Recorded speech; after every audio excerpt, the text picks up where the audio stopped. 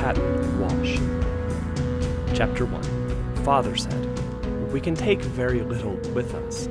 The list was in his hand. Spade, saw, file, axe, for each family. Seeds, etc. will be provided. Iron rations will be provided. For each voyager, a change of clothing. A pair of boots, 1 or 2 personal items only. For example, a favorite cooking pan, a musical instrument, small and light, a picture, unframed. Nothing under this heading will be taken if it is bulky or heavy, fragile or perishable. 1 book per voyager. It was easy to pack. We were allowed so little, and we didn't have to bother about leaving anything tidy behind us. Only the books caused a little delay. Father said, "I must take this." He showed us an ugly, big volume called A Dictionary of Intermediate Technology. "But you must choose for yourselves," he said. "It wouldn't be fair of me to choose for you. Think carefully." We didn't think. We were excited, disturbed, and we hadn't really understood that everything else would be left behind. Father looked wistfully at the shelves. He picked up the Oxford Complete Shakespeare. "Have you all chosen your books?" he asked. "Yes," we told him. He put the Shakespeare back. We had time to waste at the end. We ate everything we could find. "I don't want to eat iron," Patty said, but nobody knew what she meant. Then Father got out the slide projector and showed us pictures of holidays we had once had. We didn't think much of them. "Have they all gone brownish with age, Dad?" said Joe, our brother, the eldest of us. "No," said Father, "the pictures are all right. It's the light that has changed. It's been getting colder and bluer now for years. But when I was young, it was this lovely golden color. Just like this. Look." But what he showed us, a beach with a blue sea, and the mother we couldn't remember lying on a towel reading a book, looked a funny hue, as though someone had brushed it over with a layer of treacle. Patty was glad that Father wasn't going to be able to take the slide projector. It made him sad.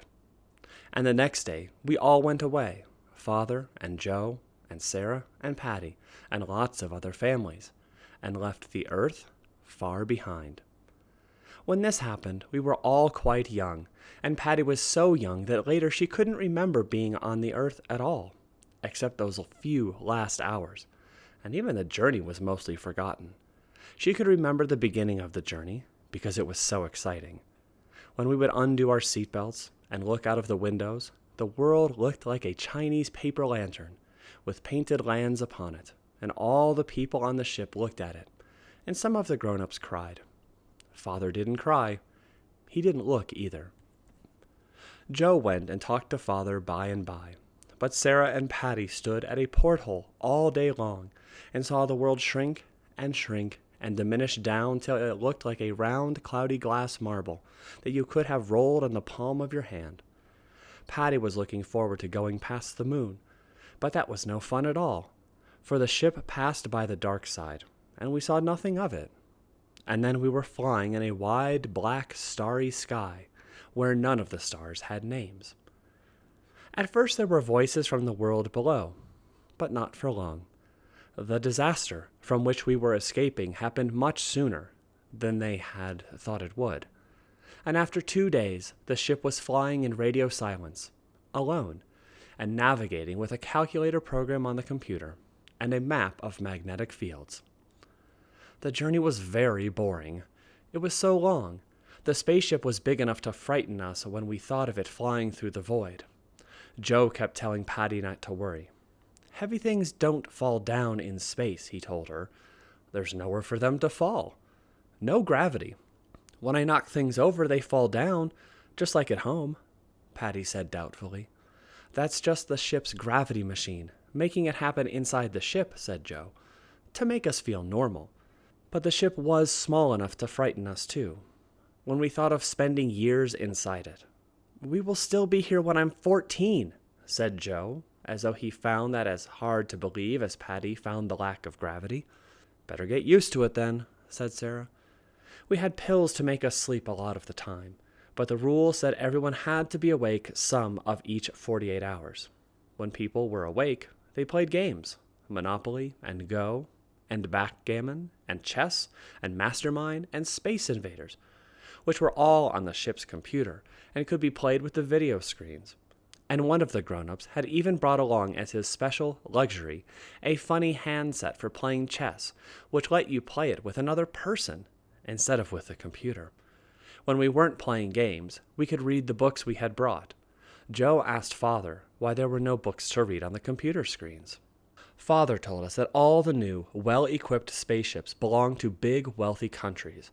They had flown off to find distant, promising-looking planets. We were the bottom of the barrel, he said. The last few to go from an old and poorer country, and only an old ship available, and no time to outfit it properly. Our computer was intended for exploration journeys, not for colonization. It has no spare memory. It can barely manage our minimum needs. And there was so little fuel, we couldn't get liftoff with anything extra on board. No useful livestock, like sheep or cows, just ourselves, and what the organizers thought we needed for survival. But we are lucky to be away at all, remember, and they allocated us a much nearer destination so that our old ship could get us somewhere. There were some chickens in cages on the ship, with two very noisy cocks who had lost their sense of timing in the fight through darkness and crowed at all the wrong times when we were trying to sleep. And there were rabbits, too. We could let them out and play with them. Rabbits are fun when you are very small and like furry things, but they aren't much fun, really. You can't teach them tricks. All they ever think about is munching. And when we get bored with rabbits, all we had was that one book each to go back to. Of course, we tried to read real slowly. Read each sentence at least twice before you read another, the rulebook said under helpful suggestions. But Sarah couldn't read that slowly. At home, she read 4 or 5 books every week. She finished her book quickly and then wanted to borrow Patty's. Patty wouldn't let her, so she swapped with Joe and read his. He had brought Robinson Crusoe. Sarah didn't much like Robinson Crusoe. "You'd better think about him, old girl," Joe said to her. "That island is just like where we're going, and we have to scratch a living on it, just like Crusoe." "Well, I hope we don't have to pray and carry on like him," said Sarah. Joe didn't like Sarah's book any better than she liked his. Hers was called The Pony Club Rides Again. Joe didn't like horses, and he couldn't resist telling Sarah that, after all, she would never see a horse again as long as she lived. So then they both wanted to borrow Patty's book. Patty wouldn't lend it. "I haven't finished it myself yet," she kept saying. "It's not fair. You finished yours before you had to lend it." In the end, Father made her give it to them. It was thin and neat, with dark green silky boards covered with gold tooling. The edges of the pages were gilded and shiny. It had a creamy silk ribbon to mark the place, and pretty brown and white flowered end papers. And it was quite empty. "There's nothing in it," cried Sarah, staring. "It's a commonplace book," said Joe. "What's that?" asked Sarah. "A sort of jotter, notebook thing, for thoughts you want to keep." "And she's been pretending to read it for months," said Sarah, beginning to giggle. They both laughed and laughed. Other people came by and asked what the joke was. Everyone laughed. "Oh, Patty, dear child," said Father when he heard about it. He didn't laugh. He looked a mixture between sad and cross. "It was my choose," said Patty very fiercely, taking her book back and holding it tight. Father said, "She was too young. I should have chosen for her, but no use crying over spilt milk." We did get used to being on the ship in the end. A funny thing happened to the way people felt about it. At first, everyone hated it, grumbled all the time about tiny cubicles, about no exercise, about nothing to do. They had quarreled a lot. Grown-up quarreling isn't very nice. We were luckier than most families. We didn't seem to quarrel, though we got very cross and scratchy about things, just like other people. But time went by, and people settled down to playing games and sleeping and talking a little, and got used to it. And so when at last everyone had had 4 birthdays on the ship, and the journey had been going on for what seemed like forever and ever, and the guide told us all there were only months to go now, people were worried instead of glad.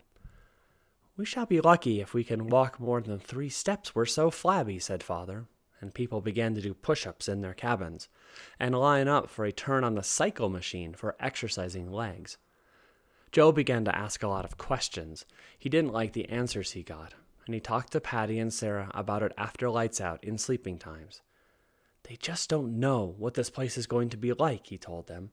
They think it should support life.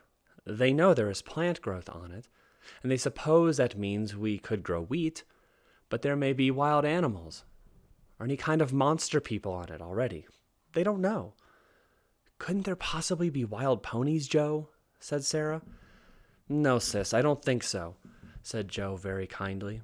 And if this place isn't any good, we can't go anywhere else. The fuel won't last.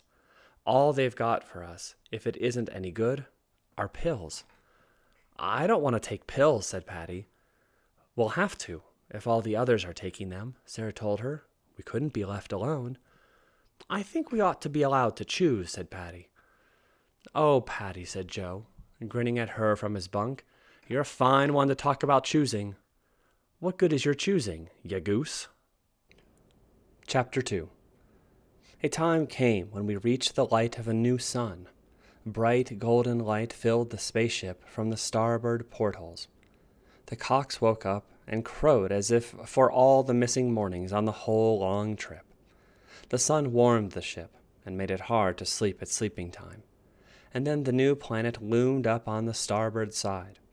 It looked unlike the Earth, said the grown-ups, who could remember what the Earth had looked like. It was redder and shinier. It had no cloud drifts around it. When it got near, it looked like maps in bright colors. It didn't look green. People spent all day looking anxiously through the portholes at it, trying to guess the meaning of what they could see. Just before touchdown, we could all see a land with mountains, craggy and rocky, and large lakes lying on the land surface everywhere. But as the ship came in to land, nightfall was racing us across the ground, a big black shadow, engulfing everything, moving faster than we were ourselves, its crescent edge going at a dizzy speed, and leaving us behind, so that we landed in total darkness. It was an auto-control landing anyway. It happened smoothly. The ship landed at a steep angle, but immediately straightened up by leveling its pod-like legs. Then it switched off its own gravity and hummed quietly into rundown cycles. When the gravity machine switched off, everyone felt lightheaded, and indeed, light. The planet's own gravity was less than the ship had got us used to. Patty found she could jump up and touch her cabin roof, and land without thudding enough to make everyone cross. Everyone felt full of energy and eagerness to get out. But the guide said the ship must be kept locked till daylight. So little was known, it would be dangerous to go out. Arthur, the head of one of the families, said he would go and have a look, at his own risk, and then the guide spoke to us very sternly. It's natural to feel excited, he said, but this is not a holiday. We are a hand-picked group. We're the minimum number that can possibly survive and multiply. Between us, we have the skills we require, but the loss of a single member of our party will endanger the survival of us all. There is no such thing, Arthur, as your own risk. Not anymore, and may we all remember that. We sat around, fidgeting, restless, talking together in lowered voices, waiting for dawn. None of the games interested us now. Patty couldn't sleep, though Father made her lie down on her bunk.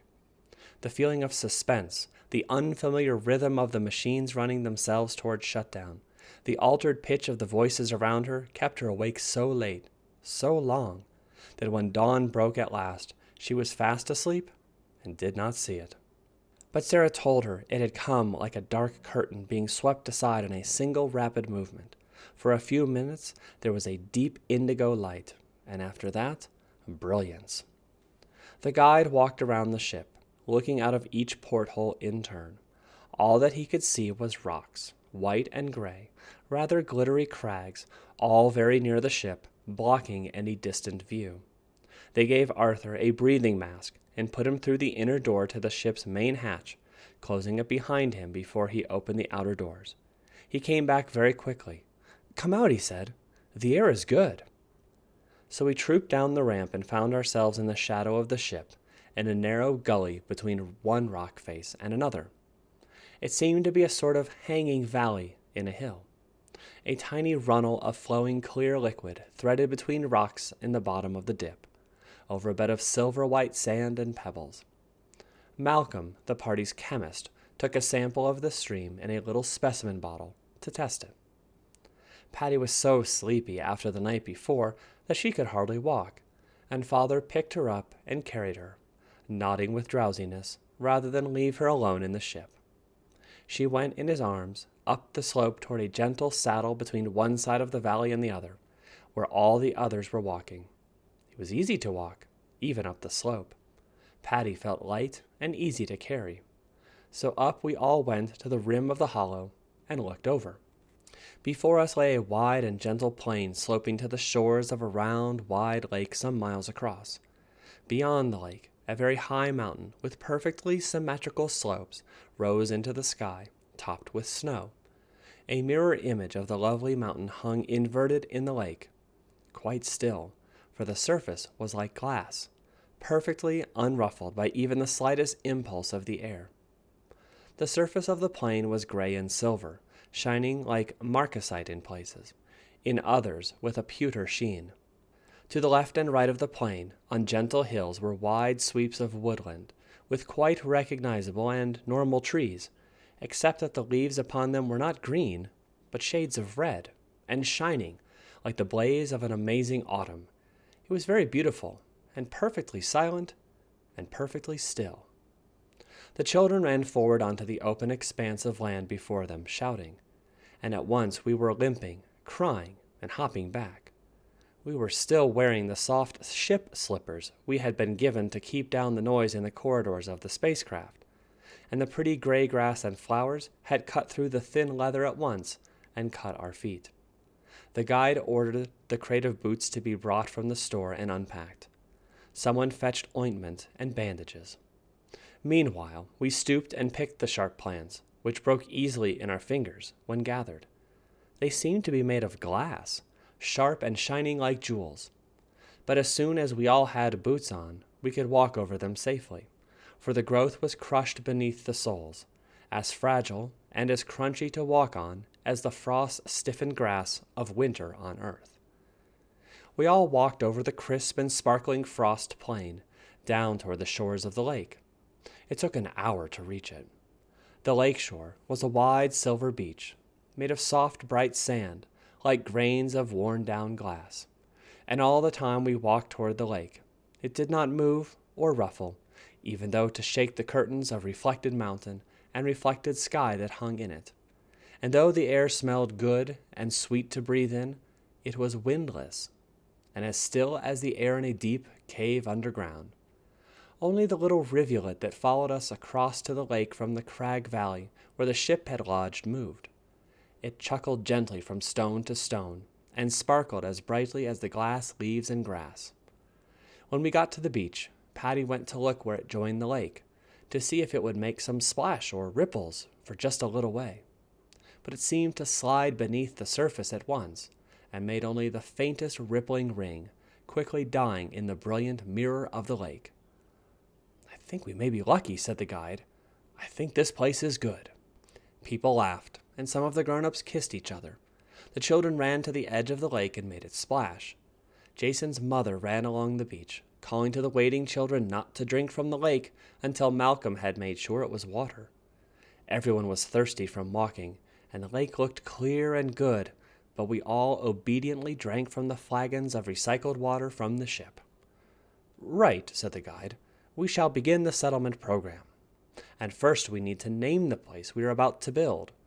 The instructions suggest that the youngest person present should give the name. That can't include the real babies, obviously. Patty or Jason? Which is the youngest?" Jason's mother and Patty's father spoke together. "It is Patty by a few days," said Father. "Well, Patty, where are we?" "We are at Shine, on the first day," said Patty solemnly. "Good girl," said the guide. "This place, then, is Shine, and now we must all work, and fast, for we do not know how long the days are here, or what dangers there may be, and he began to hand out jobs to each one in turn.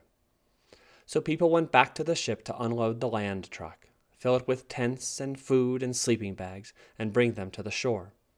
Malcolm went to complete his tests for water. A work party was formed to unload the land hopper and put it together. The land hopper would glide or fly just above the ground and let us explore quickly, and then it would run out of fuel and be of no more use.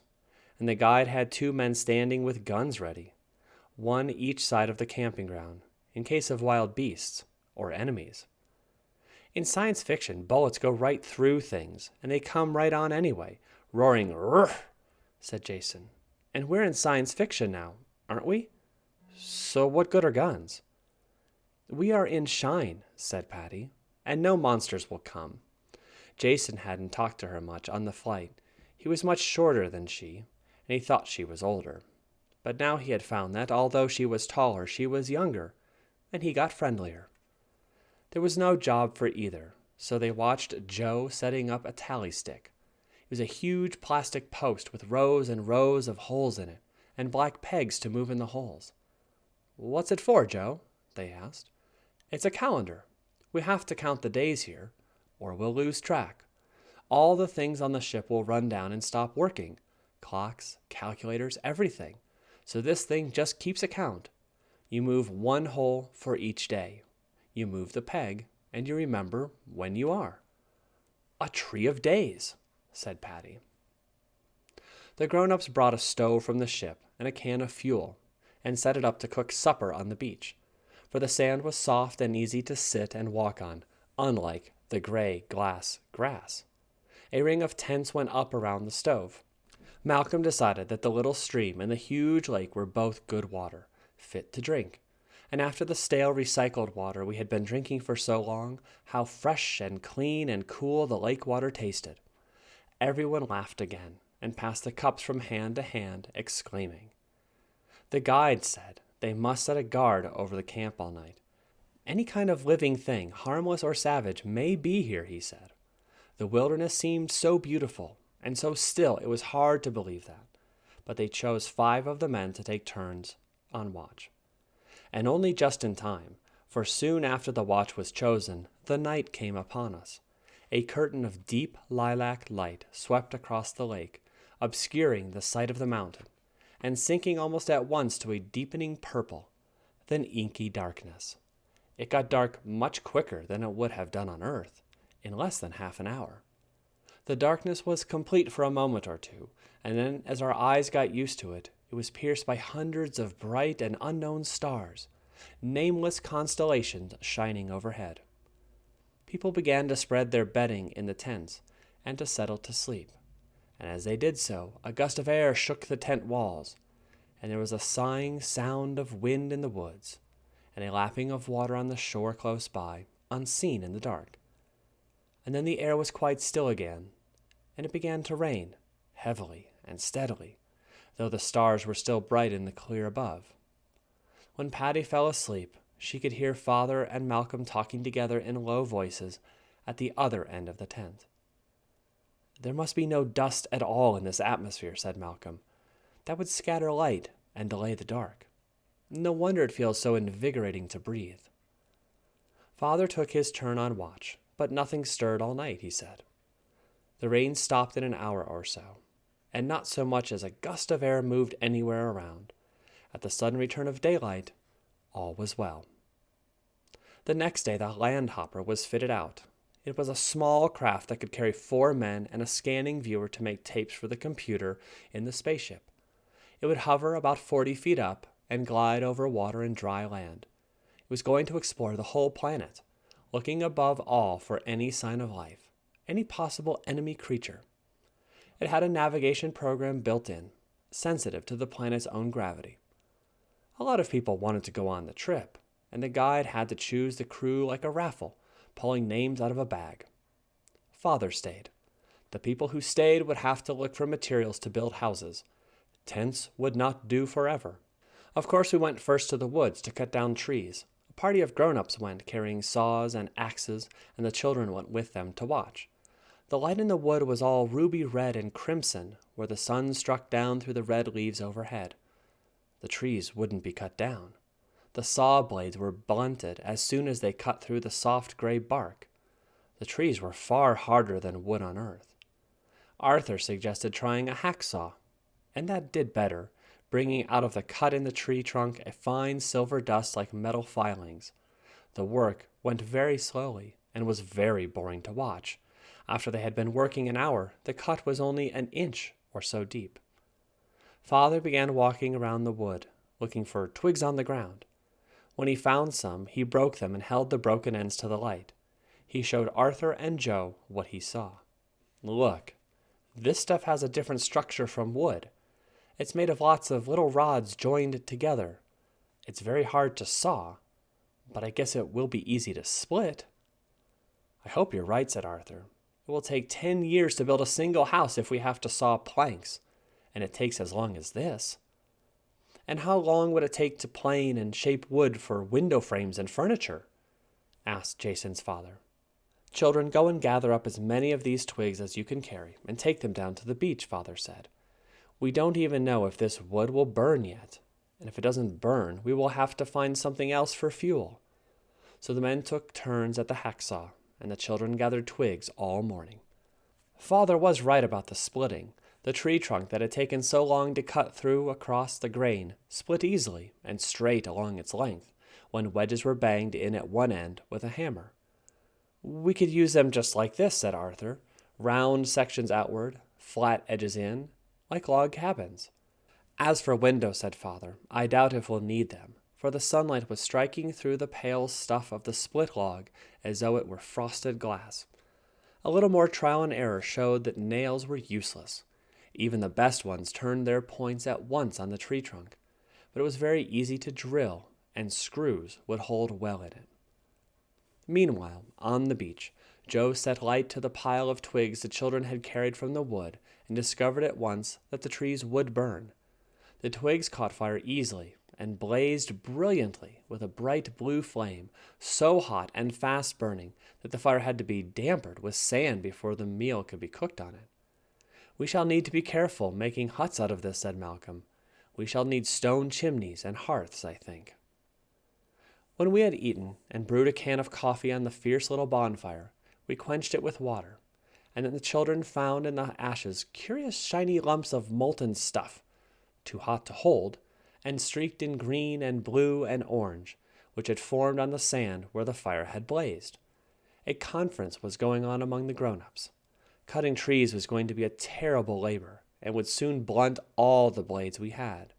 They had tried axes instead of saws, but though the axes would split the tree easily, they just bounced off the side of the trunks. Father looked thoughtfully at the fused lumps in the dead fire. What if we tried fire, he said. Perhaps heat would soften the stuff. We'd have to be very careful, said Malcolm. It does burn very easily, and we don't want to start a forest fire. So when they had eaten, the work party returned to the forest edge and looked for a tree standing apart from its neighbors. A can of fuel was fetched from the supplies and poured slowly and carefully in a ring around the foot of the tree.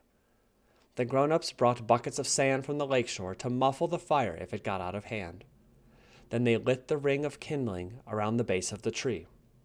The flames roared up the tree, burning the bark off so fast to the very top, and running along the branches to their tips. At the bottom, where the trunk was ringed with fire, a soft red glow began to show on the bare, translucent trunk.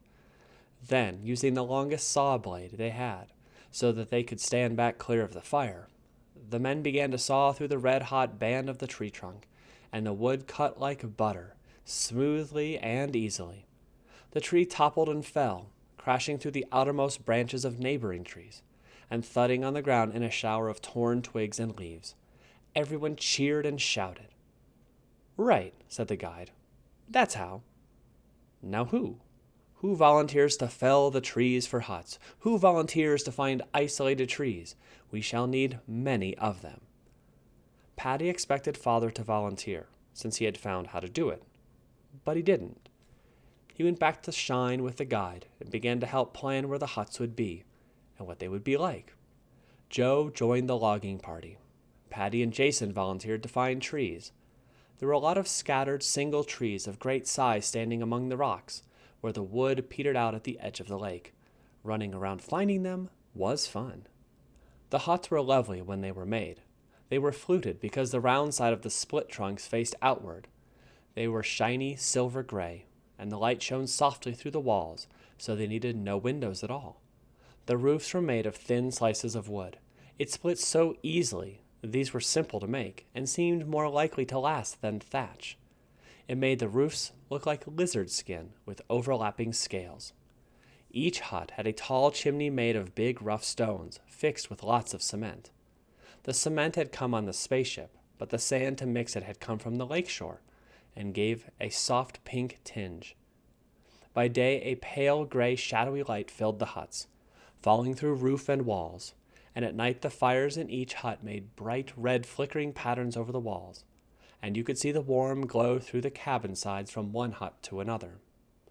The work went forward steadily from dawn to dusk, managing a hut each day by working in gangs, one splitting trees, another building chimneys, another putting up walls and roof. They made one hut for each family, and a big hut in the middle of the site for a meeting house.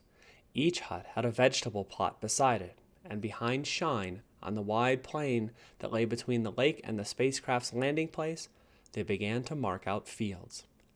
They made a chicken run and a rabbit run, putting the hutches from the spaceship at one end, and wire netting on poles to make the enclosures. Every day, the chickens were to be fed on corn and millet from a big supply sack, but the rabbits were given not quite enough of their food to encourage them to eat the strange grass on the new ground. Chapter 3. With so much going on, it was only the children, only the smallest colonists, who could run around and play, and wander while everyone else was working. So it was Patty and Jason who found Boulder Valley. It was by getting lost that they found it. They had walked together along the lake shore, finding little pink, transparent pebbles at the water's edge, and watching jellyfish. The lake had swarms of jellyfish in it, very bright green jellyfish, which bobbed around and oozed themselves into funny shapes to wriggle along. Patty and Jason walked a long way on the beach, and when they got tired, swam in the lake. Then they began to walk back to Shine, and it seemed they had been on the way back for some time, and they still couldn't see the village huts. "Let's take a shortcut," said Jason. "If we go over that hump of land there, it should get us home a shorter way." Patty followed him, but when they climbed the hump of land that jutted out from the hills toward the lake and looked over, they found they were not looking down at Shine, but down into a strange new valley. It was a scooped-out shape, gently sloping and curved. They ran down the slope into the valley. It was like standing in the bottom of a bowl, or nearly like that, except that one edge of the bowl was missing, and through the break in the rim of hill the lake could be seen. There were a few scrubby bushes with bright crystalline blue flowers on them, and a lot of brown boulders scattered around all over the lower slopes and the valley floor. When Patty and Jason called to each other, their voices seemed very loud and clear, as though the hillside was talking back at them in their own voices. When they crossed the bowl of the new valley and climbed up to the top of its far side, they found themselves where they had expected to be before, on one of the ridges that bounded the plain of Shine, and in sight of home. Patty took Father and Sarah and Joe to see the valley a few days later, when the guide ruled a rest day. "A natural amphitheater," Father said. "Perhaps we should have made our village here." "Oh, no, Father," said Sarah. "Think of having to shift all these rocks." "I like the rocks," said Patty. "They're fun to climb up and jump off." And she showed them by climbing up the nearest one. "It's odd," said Joe. "I wonder why they're all rounded like that." "Glacial boulders?" wondered Father. "But why all here and none on the plain?" "Well, thank goodness for that," said Joe. "Sarah's right. It would be terrible work if we had to clear them to plow." Sarah was sitting on one now, chanting to herself and listening to the sound of her voice ringing around the bowl of hillside. "I'm the king of the castle. Get down, you dirty rascal." "Can't think of anything better to say than that?" demanded Father. He began to say very loud and clear, "I wandered lonely as a cloud, that floats on high o'er vales and hills, when all at once I saw a crowd, a host of golden daffodils. Then he snapped and shook his head. I can't remember any more. Then Patty said, What's a cloud, Father? What's a daffodil? And then wished she hadn't, because it made Father look suddenly sad. Don't you even remember clouds, Patty? He asked, and took her hand in his for the walk home. When she could get Sarah by herself, Patty asked about clouds. Sarah said they were big white bolsters in the sky that made it rain. But on the new planet, there weren't any things in the sky, and every night as darkness fell, a downfall of rain came close after it, very heavy and sudden, so that you fell asleep with the sound of it on the roof, and by midnight it had stopped, and the mornings dawned bright and clear, with beads of moisture on every branch and leaf. You can't have rain without clouds, Sarah said. What comes here must be a kind of dew. Dewfall. I like it better. Rain used to spoil the days at home. The day after the trip with Father to see Boulder Valley, the landhopper finished orbiting and came back. The explorers were very impressed with the village, and they had found out a lot. They went up to the spacecraft right away to put the tapes they had made during their flight through the computer. The computer would be able to manage just this last task. Then the battery cells would be used up, and there would be no more super science from the Earth to help them. When the tapes were processed, all the people met in the big hut that had been made for gatherings. The guide told us the news. We are on quite a small planet, he told us all. More like the moon than the Earth. We are orbiting a bright sun, but we are orbiting much more evenly than the Earth. There will be less difference between one season and another here. Such small difference as there is suggests that it is spring now and time to plant. As you all know, there is seed enough for one sowing and a small reserve. The soil here seems fertile, though, as you also all know, the plant life here is crystalline and might act on our digestive systems like ground glass, so we can only eat what we can grow from earth seeds. It seems there is no life in the waters of this planet, except algae and such like, and the jellyfish we have all seen. Tomorrow, therefore, we must catch some and see if they can be cooked and eaten, unpalatable though they look. Cries of "ugh" from the children were scolded quiet when he said this. As for land life, of a kind which might compete with us, or threaten us, or give us animals for farming, the tapes showed no signs of any such life over the greater part of the land's surface. However, Peter, our expert, will tell you about this. Peter was a tall, bearded man. The children knew him because his choice of luxury had been the funny little chess set that let you play the game with another person instead of with a computer, and he had played with them sometimes on the journey. There's just a slight oddity in the record, says Peter. Signs of biorhythms, very slow ones, somewhere on the lakeshore, near here. I'm baffled. There are two possibilities. One is that the computer is not operating perfectly. It is supposed to discount biorhythms, which we produce ourselves, and to tell us about any other form of life. Perhaps it isn't screening us out perfectly. The other possibility is that something here produces an effect like a biorhythm, though, as I say, an extraordinarily slow one. The effect is only hereabouts, and it's a bit of a coincidence if it's nothing to do with our presence here. And nobody has seen anything except the jellyfish. So I think we can safely assume that there is, in fact, no animal life on this planet. We have the land to ourselves. The grown-ups were still talking in the meeting house, making plans for plowing and sowing, stockpiling timber, and sharing out food rations to last till harvest, when Patty fell asleep in her chair, dreaming of eating jellyfish and being sick. Sarah picked her up and carried her across in the open under the stars to put her in her bunk in their own hut. Patty didn't eat jellyfish and wasn't sick the next day, and neither did anyone else, for as soon as the horrible gluey mass of the fish was heated up, smelling funny, within moments of it beginning to boil in the pan, it broke into flame and began to burn. It burned with a tall, bright green flame like a firework, except that it gave a clear, steady greenish light. Malcolm became excited and began to try to work out ways of using jellyfish as fuel.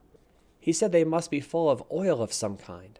Jason's mother, however, just took a ladle and took a scoop of the burning pan in a bowl to make a lamp in her house, and that idea seemed very easy to use. Jason's mother wanted a light to sew by, sitting at her fireside after nightfall. But of course nearly everyone had something they would like to do in the evening, and so Shine was transformed. For the buildings at night were now a soft pale green, with points of emerald visible where the lamps were hung, and the leaping glow of the fires made a ruby-red glow in the middle.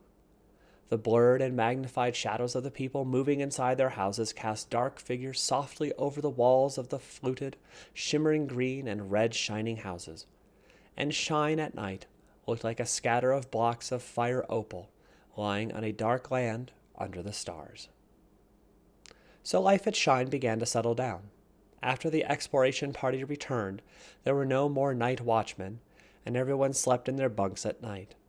The grown-ups needed their sleep, for now the work of plowing began. There was fuel enough in the land truck to draw the plow this time.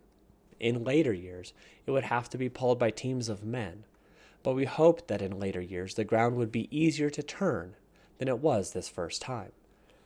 The gray glass grass broke and crumbled and disappeared into the black earth under the plowshare.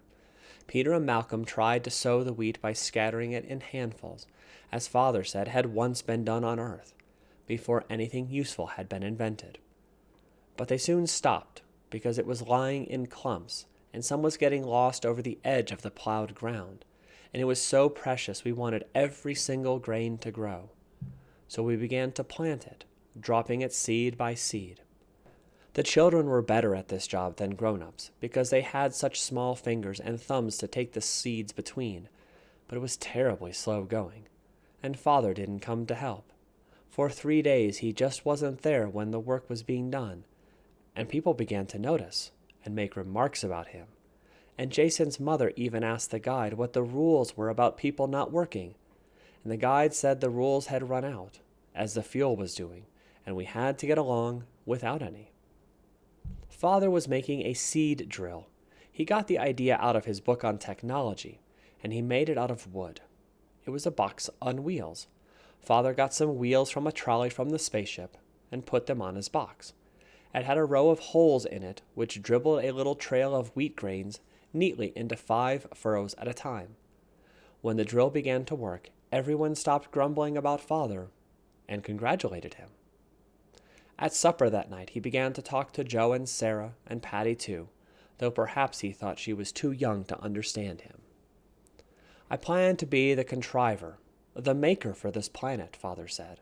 The plan brought Peter and Malcolm to be experts, and Arthur, who knows about farming, and so on. You know how the plan goes. But when that spacecraft runs down, it is only metal junk. Useful metal junk. Peter won't have any computers to be expert about. We want a different kind of expert, the kind who long ago helped the poor people on Earth. They needed not machines exactly, but gadgets. Things you can make out of wood and string, things you can make and mend yourself, like the seed drill.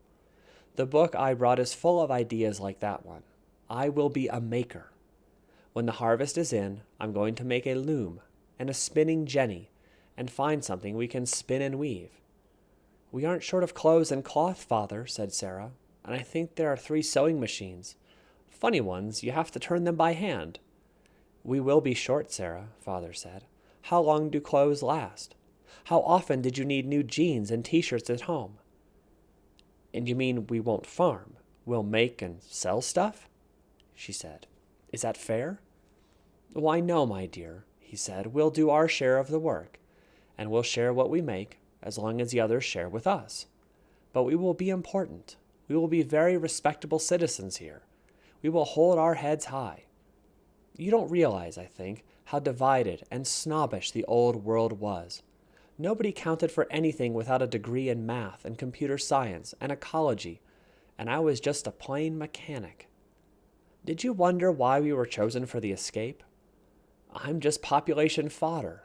No wife and 3 healthy children with good genetic makeup. That's why. We were just muscle power in the plan. Just laborers. But I reckon different. I thought in a world without machines, science wouldn't be so useful. Make do and mend would count for more. Humble gadgets. Practical things. I'm good at those. Those will be my contribution. And your contribution. And we will be as good as anyone here. I promise you. Oh, Father, said Joe, you're wrong. Everyone on this expedition counts for something. We are all in it together. And all equal. You don't need to fuss. Well, well, said Father. We'll see.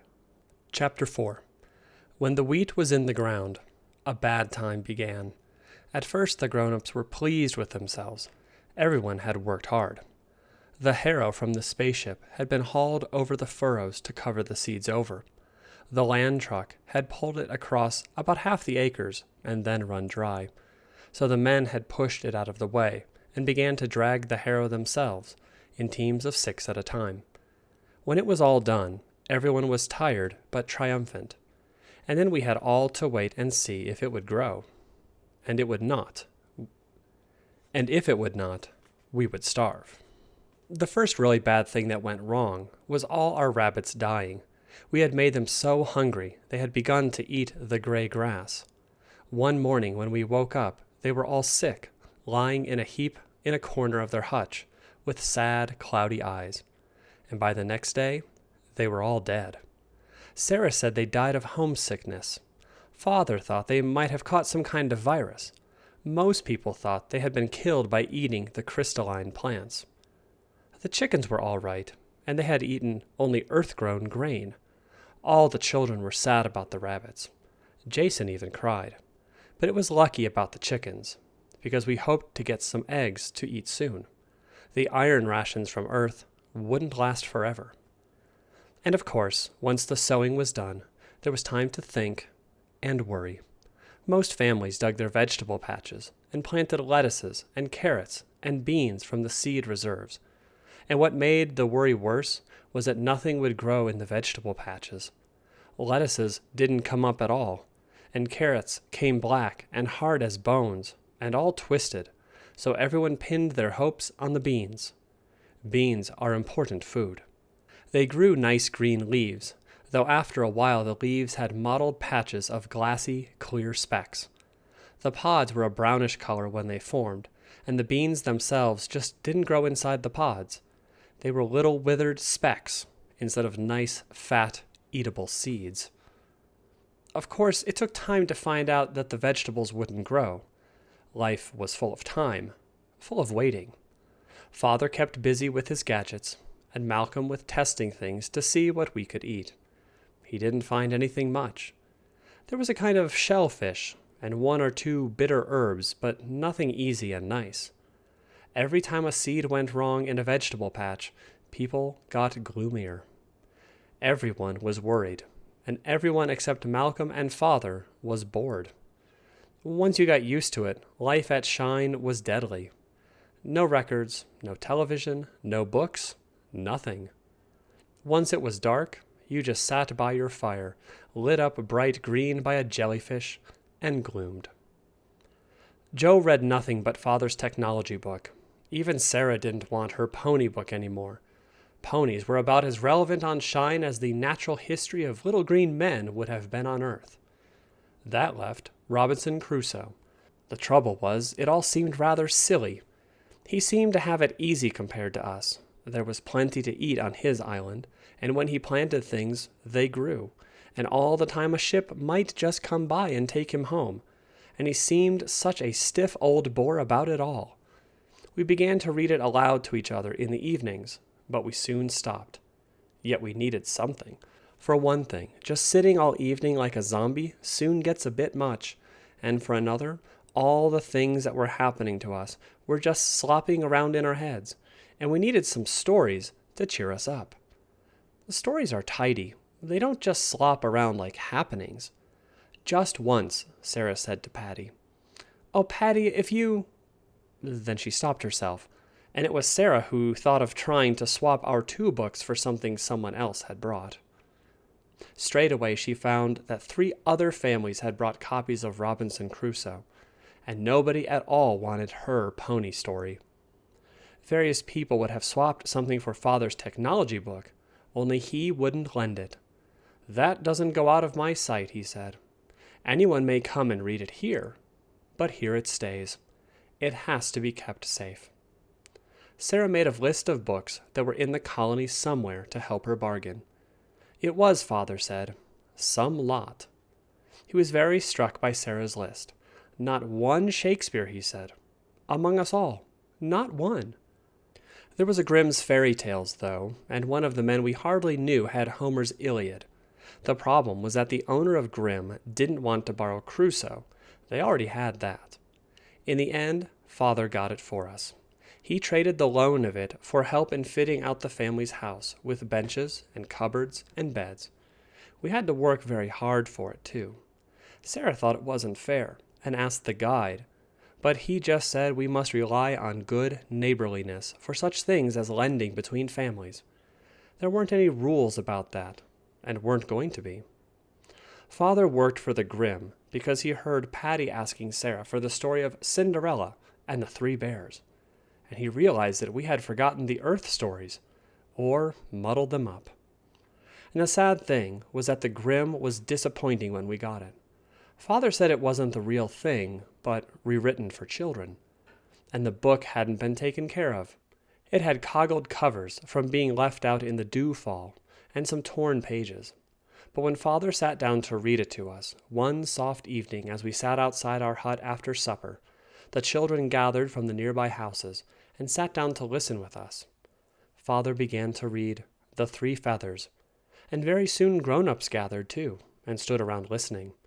And as Father read on, a kind of quietness grew, a kind of strong attention from the listening everyone was doing, as though it made the words louder and stronger if more people were listening to them. After The 3 Feathers, we had The Fisherman and His Wife, and then the best of all, The Boy Who Had to Learn Fear. But that one had pages missing, so we were stopped in the middle without knowing how it ended.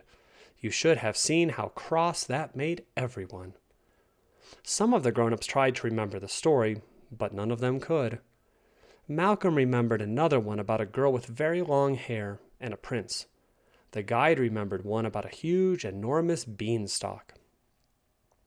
We all sat up very late that night, when Patty crept away at last.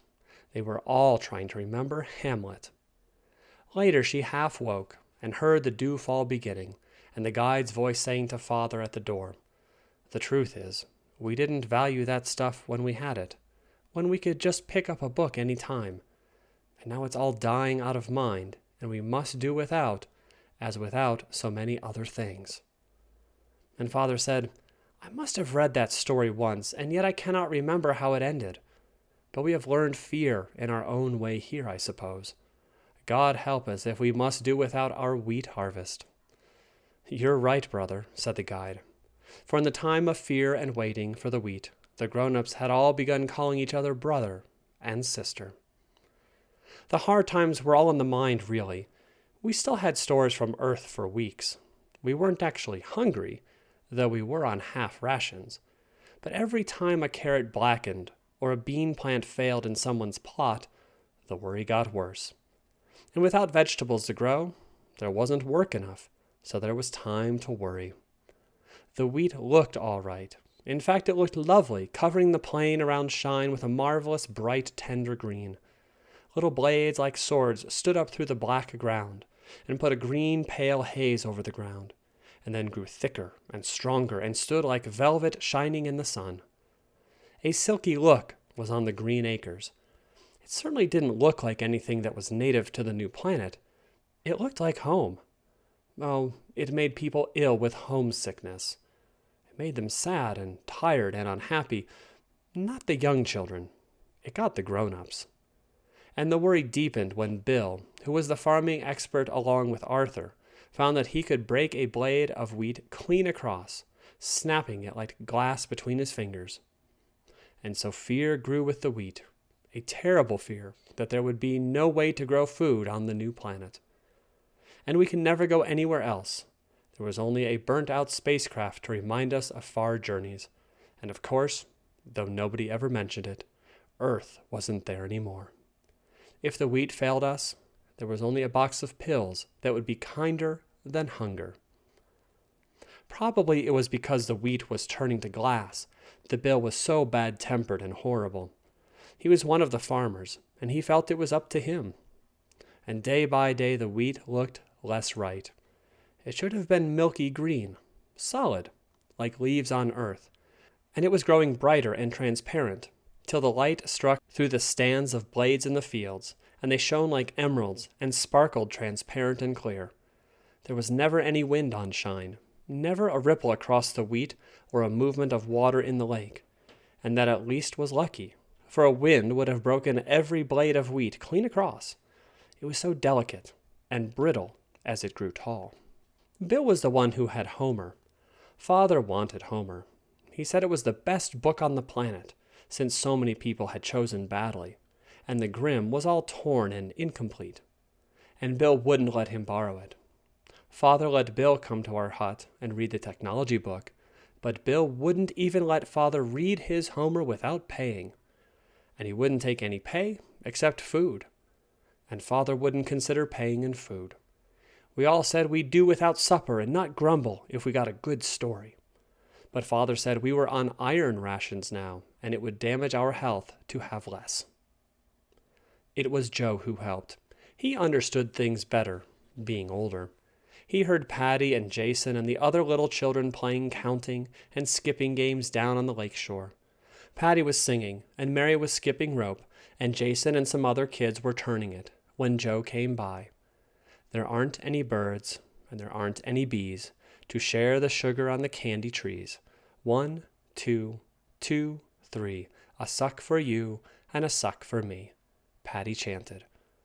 What's this then, sis? Said Joe. I don't remember that from Earth. Well, of course not, silly, said Patty. How could you? There aren't any candy trees on Earth, are there? What do you mean? He asked. What are candy trees? So the children stopped skipping and took him and showed him the candy trees. They were growing in the wood that the logs for building Shine had come from.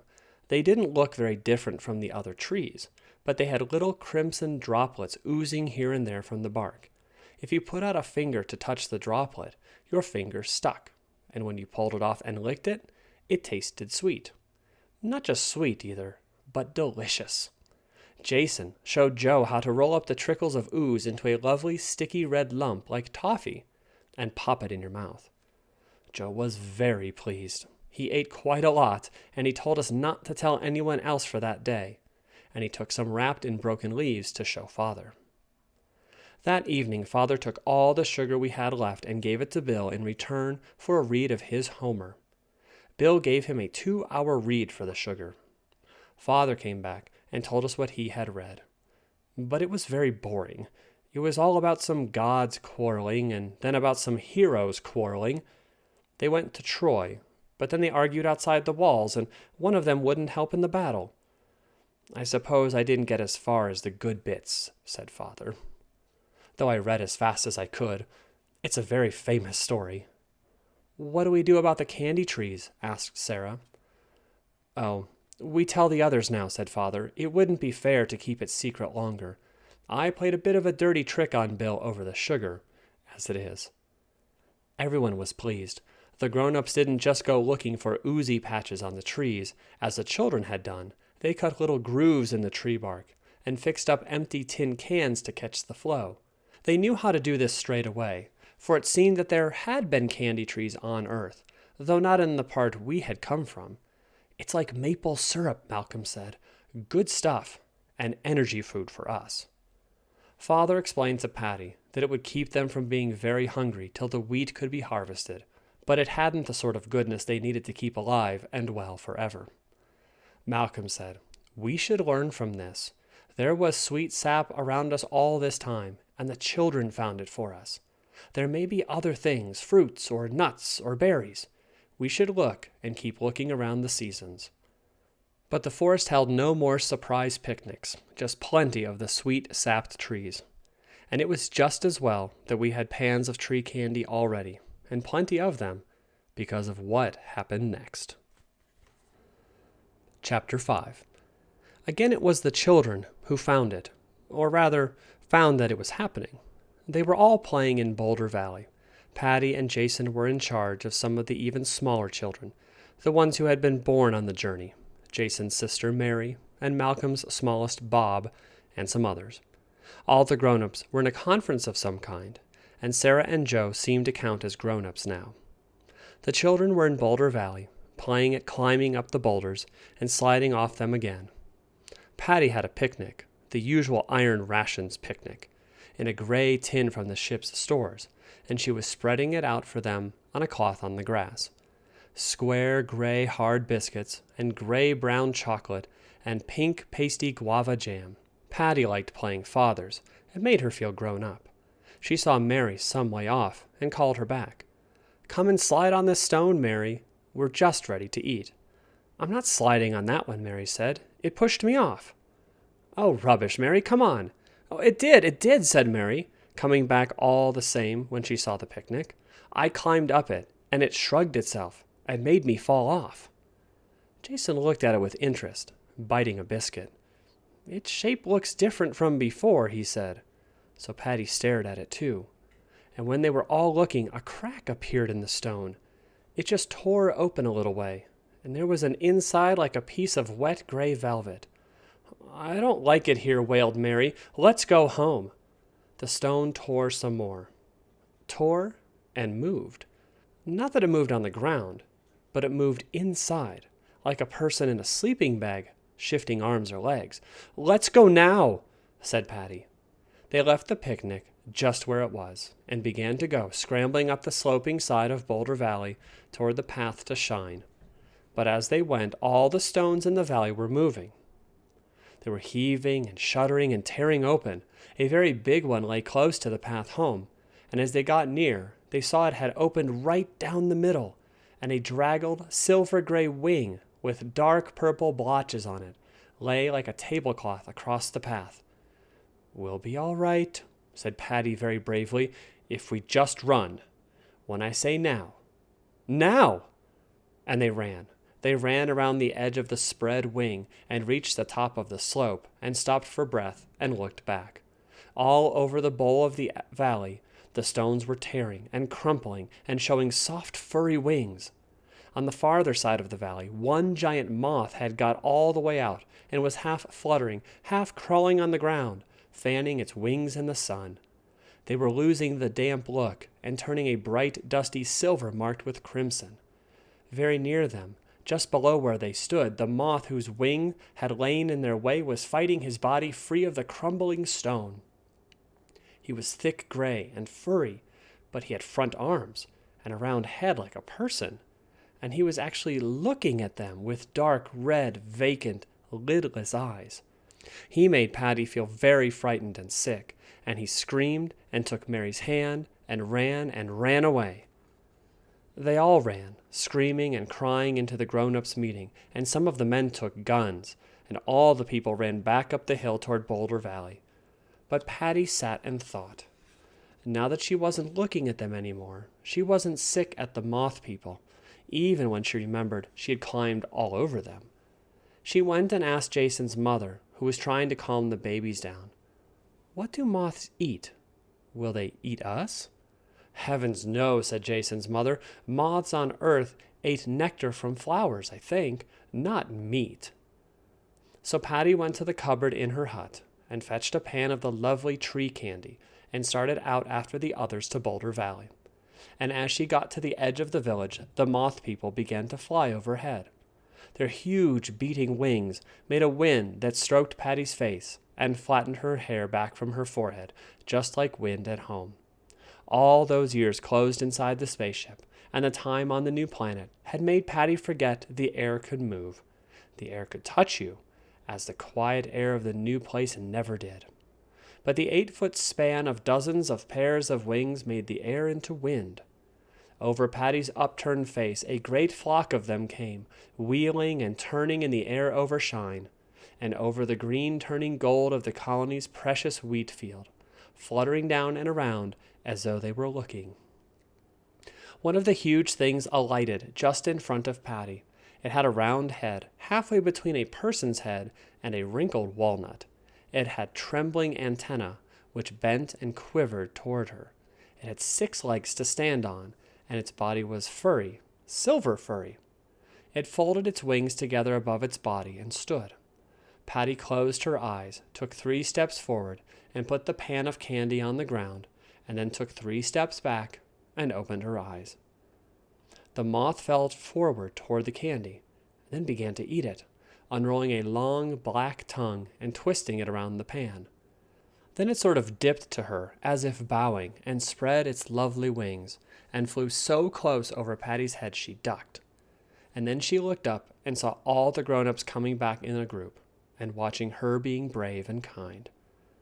After that, we put a big pan of tree candy on the ground outside Shine as a friendship present to the moth people, and we went and stood to be scarecrows, scare moths, around the edge of the field of wheat. For the moth people kept flying, filling the air with the silky sound of wings, and all circling around Shine, as though they were full of curiosity about it. Of course, by and by, some of them fluttered down, as if they were going to settle on the nodding heads of wheat, and then the guide fired his gun, just into the air, just to frighten them. They all fluttered up again, and beat around and around. When that had happened 3 times, they seemed to understand we didn't want them landing on the wheat, and they kept away. There were a lot of them eating the candy we had given them. Patty thought it was unkind to fire guns to frighten them, but the guide told her the wheat was so brittle that anything would break and crush it down, and we couldn't afford to risk it. Why bother?" growled Arthur. "We've got eyes. We can all see what is happening to the wheat." Patty picked a stem of wheat to look at it closely. Within the folded leaf the grains were swelling and hardening. She peeled the leaf off and saw the close-packed grains within. They had edges. She pulled them off the stalk and tumbled them on the palm of her hand, little shining green glass hexagons, like beads. The wrong shape. Hard and faceted, like glass. Patty looked up from the beads in her hand across the field. It was just turning from pale green gold to yellow like the crust on bread. It was ripening as it ought to, but it was too shiny, too transparent. Patty felt frightened. The wheat field was more frightening than the moths. When it got dark that day, the people of Shine went home to bed, and a watch was set for the first time since the land survey came home. But the moth people didn't sleep. They flew. The soft pulse of their wings beat around Shine all night and brushed across the glassy walls of their huts. Father said they were drawn by the lights of the fires and the jellyfish lamps. Their shadows flitted across, blanking out the warm glow that showed from neighboring houses, passing and repassing, blundering into the house walls and making them shake. After a while, people put out the lamps and damped down the fires, and the moth people were quieter. Malcolm came visiting Father that evening. They talked in the darkness. Malcolm was excited. "Those very slow biorhythms that showed up on the scanner," he said, "I thought they must have been some kind of mistake, some kind of malfunction in the computer. But I'll bet now they weren't. They were the sleep rhythms of these moths in the chrysalis stage." "Do you think they're any danger to us, Malcolm?" asked Father. "That I can't say," said Malcolm. "Maybe not. They aren't likely to be a competing form of life. They don't seem hostile, do they?" "Just curious," said Father. Supposing they have consciousness of some kind, they go to sleep on an empty planet and wake up to find us. What I'd like to know is what they eat at the grub stage," said Malcolm. "Do they have to have a grub stage?" asked Father. "Well, who knows," said Malcolm. "Who knows anything here? We must watch them closely. That's all." The moth people were with us for 3 days. We tried to talk to them, but it didn't work. The grown-ups tried very hard. They made lots of funny noises through a loud hailer. They tried sign language. The moth people sometimes flew around and sometimes settled and looked at us, but they didn't seem to understand. We might have thought they were stupid if it hadn't been for them joining in the hopscotch. We were all playing hopscotch, the children that is, down on the lake shore, and a moth person came and made a lot of little flights and landings alongside us, as though he were jumping too. So we laughed and began to play Ring Around a Rosie, and the moth people came and fluttered around us in a ring outside our ring. So then we played Lambeth Walk, all making a long line and stamping along the beach, and they made a line too and came with us. We were very happy, and we laughed a lot. Some of the grown-ups came down and watched. Then the moth people began a game of their own, flying in corkscrews, winding around and around each other. We jumped into the air and twisted as we fell, as though we were trying their game, and we laughed and rolled around on the beach. Sarah ran into the water and swam to see if they would share that too, but they didn't seem to like to go near the water. So in the end, we were all just dancing. Arthur brought out his squeeze box and played creaky music, and children and grown-ups and moth people all danced around and were singing, "In and out the dusty bluebells, you shall be my master." Patty was even brave enough to go and tap one of the moth people and sing pitter patter on your shoulder to it. It didn't really have a shoulder, so she dibbled her fingers where its head joined its body, and it swept its wings up and down and up again at her. At last, when it got dark, we brought out pans of tree candy and gave it to them, and went indoors to our evening meals. Father said it was amazing the moth people didn't talk, and Patty told him she thought they did. She could just hear them making squeaky noises to each other, very high and faint. Father and Joe decided it was very high-frequency sound that only young ears could pick up. Chapter 6. After the lovely romp that evening, we expected them to come the next morning, but they didn't, and they weren't flying around above us as they had been every day since they hatched out. So in the afternoon, we went to look for them. They were all gathered in Boulder Valley all smooth and stoneless now. They were settled on the round slopes of the valley, row upon row of them, all around the curving valley sides, wings folded above their heads, and all facing the circular, flat valley floor, looking toward the view of the lake and the distant mountain. And on the valley floor a small group of them were slowly moving and opening and closing their wings. Anybody would have known how special it was. It felt very hushed and intense, and though we could not hear the performers, we could tell that the rest of the moths were listening in that way that made words huge and grand, as the people of Shine had listened to Father reading from the grim storybook. The whole lot of us gathered now, standing on the valley rim, outside the assembly of moth people, watching and staring, drawn into the circle by the feeling, but shut out hopelessly from understanding. There seemed to be a play going on, speeches, and then slow, solemn dances, little bursts of flight, little ringing movements, and amazing, spectacular movements of dozens of wings. "A drama," said the guide, bemused. "A mystery play," said Father, and we settled to watch, sitting on the rough hillside and staring. It seemed to Patty that it all went on a very long time. She didn't want to leave, go home, play instead, but it made her feel terribly lonely not to understand at all. At last, when the afternoon was halfway over, the players, the dancers on the stage, suddenly rose in flight, and a great spiraling column of wings that mounted and mounted, blazing red and silver in the sun, and the moth audience began to join in, rushing forward down the hillside onto the stage, and then mounting in flight with the others, so that the column of wheeling wings soared higher and higher and seemed to reach a vanishing point in the bright sky, like a great kite with a long, long tail flying upward. And when the leaders had finally flown high enough to draw the very last followers off the ground, the column leveled out and flew away across the lake toward the mountain. Behind them in Boulder Valley they left silence, for though their drama had been soundless, and the great rapt, fluttering crowd of them had made no noise, the living hush of their play and the dead silence of the empty valley were quite different. Somewhere over the lake, the cloud of moths broke line and flew onward in a random scattering. Malcolm, watching them through the only pair of field glasses, said, "They're in pairs now. That must have been a mating dance." We all stood for a little while, feeling lost and disappointed, just as it had felt when suddenly there were missing pages in the grim story. And we all went home and ate, though it wasn't really hunger that was making us feel empty. The moth people were gone all the rest of the day and all night. We missed their shadows flitting between the huts, their scudding shadows cast across the fire shine and the lamp shine between neighbors. And the next day, too, they were gone. The grown-ups found themselves things to do, but everyone was restless, and the children suddenly found their games boring with no moth friends to join in.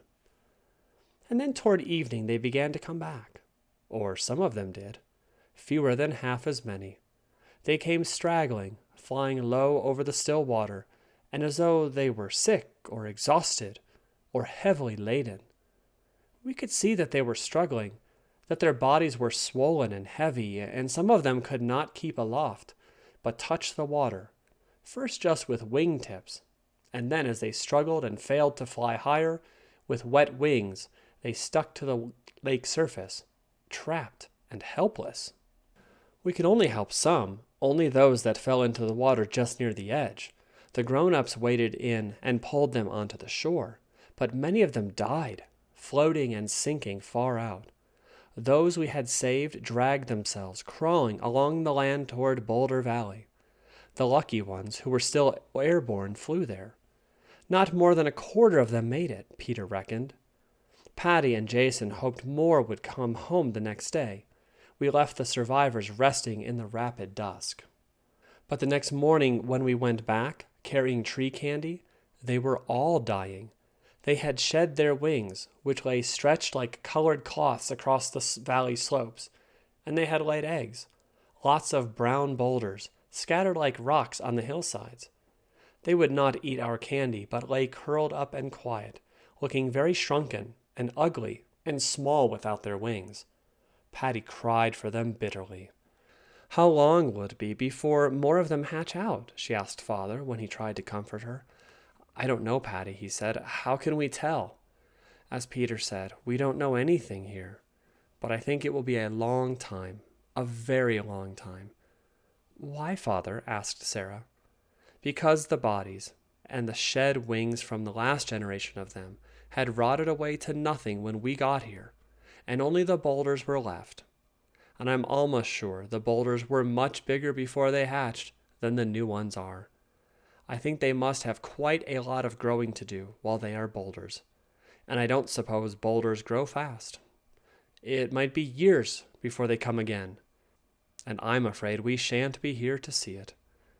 "You mean because the wheat has gone wrong?" said Sarah. "Yes, Sarah, because of that," he said very sadly. It still looked lovely, though. While the moth people had taken Patty's mind right off it, the ripening had burnished the bronzed wheat to gold, and then to a crusty brownness, like baked bread. The day came for cutting it, using a whirring thing with knife blades on it that Father and Malcolm had made. Then everyone had to help, putting gloves on to keep from cutting their hands, and walking along the fallen swaths of wheat, picking it up, and piling it in witches' hats to dry. The first day we were cutting it, Malcolm took an armful of the stalks and laid them on the ground, and beat them till the husks fell off the grains. Then he shook the grains in a sieve to get rid of the chaff, and got a pile of hexagonal yellow beads, shining like golden glass. People came down from working in the field and looked at it and shook their heads. They went inside their houses, and all the doors were shut, and the silence was like the silence left behind when the moth people flew away. In our hut, Father sat with his head in his hands and the little blue bottle of last resort pills in front of him. But Sarah said, "I'm going to try. I'm going to try. I'm going to try." She stole a handful of the glass beads and rubbed them between two stones, and they fell easily into a dry white powder that smelled good. She sent Patty for a ladle of lake water, and mixed a dough, and rolled it out thin, and made a pancake, and cooked it on the fire. Then, when it looked done, she broke it into 4 pieces, and gave one to Patty, and one to Joe, and bit into one herself, leaving Father's share in the pan. Oh, it tasted good! We ate it in 3 bites. Then Sarah took the last piece to Father. "No, Sarah, Pat," he said. "No, it can't be eaten. It's like ground glass. It will be like poison to us. It will kill us in terrible agony if we eat it." "We have eaten it, all three, Father," said Sarah. "It tastes good," Patty said. Father went very white. "Oh, my dears," he said. Then he said, "Listen, if it begins to hurt you, I will give you these pills at once, but let's sit together for a bit now." We sat till Patty fell asleep, leaning over against Father. She half woke when he carried her to bed. Dimly she saw that the guide was there, and Malcolm, taking away the last quarter of the pancaked bread, and Jason's mother sitting beside Sarah. Patty fell fast asleep the moment Father laid her down in her bunk. "Does your tummy hurt, Patty?" he asked her, but she barely heard him ask, and she was too far asleep to tell him. And she woke up in the morning feeling fine and hungry, to the best day on Shine so far, for Sarah was well, and Joe was well, and all the grown-ups were laughing and teasing poor Malcolm. "Well," he was saying, "it looks granular under the microscope. That's all I can say." But every family was rubbing grain between stones and making pan bread for breakfast. "Well, Planet," said the guide, smiling at the mountain, "get used to us. We are here to stay." And now for Harvest Home. Chapter 7. Everyone was happy. There was lots of work to do. Everyone went up to the field to gather and stack the wheat, the next day and for days afterwards. Father said he wouldn't need to build a mill, because the grain was so easy to grind. But every family needed a pair of stones for grinding flour, and they had to be found and shaped. We needed a big bunker to store the grain, some to eat and some for next year's growing. By and by, Father went and fetched some moth wings from Boulder Valley, all faded and limp, and Malcolm brewed up something to steep them in that made them into a kind of stringy soup. And then we dried out the fibers by pouring the soup through a tray of sand and leaving it to dry in the sun. And then the fibers could be spun into thread, using a funny thing like a top on a stick that Father made. He was going to make a loom next. We would all have red and gray mottled clothes out of moth cloth when our earth things wore out. We were looking rather ragged already. When the harvest was in, and we were getting used to our own good bread, we began to see that winter was coming. It got very cold, not just at night, and the leaves on the trees turned black and fell off. All the redness in the forest darkened, and the gray grass lost its shine. The grown-ups decided we would need to share all the food, depending on how many there were to feed in each family. "We have enough," the guide said, "enough for us all to live quite well." "Enough food, yes," said Father, "but the plan didn't give us all we need." "You must stop hankering after books, brother," the guide told him, "all that has gone beyond recovery." "We had better record the shares we are giving out," said Peter. "We can get paper from the spaceship. There must be some computer printout lying around there that we could write on." But nobody wanted to go and look for it. It seemed as though we didn't want to remember we had come like refugees from so far away. We wanted to feel that Shine was our home, where we would be, and had always been. Father thought of something. "What about that empty book of Patty's?" he said. "We could use that." "No, Father," said Patty. "Please don't. Please, it's mine." "An empty book, Patty?" said Father. "No use to anyone, and needed for something important. We all have to share. You know that. Joe, go and get it." Patty hid her face and slipped away from the center of the group. Joe brought the book from under her pillow in the hut, and Father opened it. And it was full. It was full of writing, very large and round and shaky. "Heavens," said Father, "what's this?" He read for a few moments. "It's a story," he said. "About here, about us. It has the moth people in it, and the hexagonal wheat." "Read it to us," said Jason's mother, and others joined in. "Read it to us." Lots of people. The people of Shine gathered around Father with the open book in his hand, all eager and ready to make the words huge with listening to them. Father turned back and back in the green book to the very first page and began to read. Father said, "We can take very little with us."